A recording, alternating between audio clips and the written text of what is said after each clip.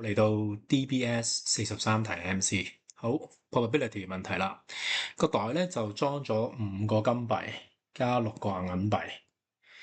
咁啊 Matthew 啦就一次抽一個幣出嚟 without replacement， 唔擺翻落去嘅，直至到有個金幣出現。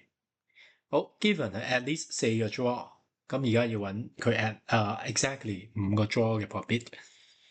好，呢條題目兩個做法，先講咗個正常方法先。正常方法就係 given 佢最少4次，而係中第5次啦。OK， 咁樣嘅寫法。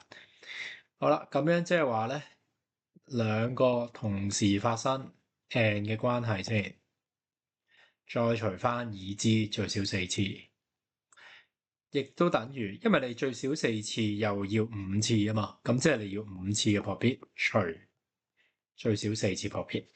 好，寫埋落去啦。先睇分母先，分母係最少4次，咁即係話第一次唔中啦。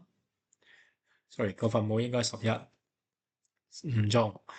第二次都係唔中，第三次都係唔中。OK， 所以咧分母就係頭3次唔中，咁啊需要第4次 draw 啦。OK， 分子就係第5次，咁即係照抄啦。頭4次都係唔中，去到第5次就中金幣。OK， 化簡之後咧，好快做到。原來個答案咧就係15 over 56。咁呢個係好快計到啦，呢個都唔難理解。好啦，仲有冇啲快少少嘅諗法咧？好，拆咗呢度先。快少少嘅諗法咧，就直接我哋話 update 呢個情況。點為之 update 嘅情況咧？已經知道佢要用4次以上噶啦嘛，咁又要求第5次，咁個答案咪即係話要求第5次嘅概率咯。即係話已經知道佢最少用4次啦。OK， 咁你用得第5次，咁咪即係要滿足呢個 given 嘅前提咯。如果用呢個諗法嘅話咧，我哋直接諗下啦，佢要最少4次，然後中第5次，咁即係話我哋已知佢會抽4次或以上啦。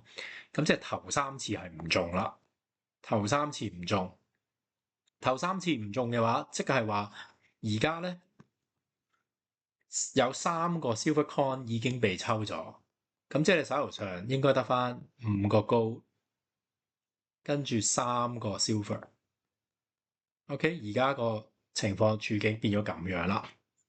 好啦，咁佢第四次都唔中啊嘛，因為要第5次中。咁呢度所謂第4次，即係話喺呢度抽啦，就3%呢個唔中，然之後下一次就中啦，就5%。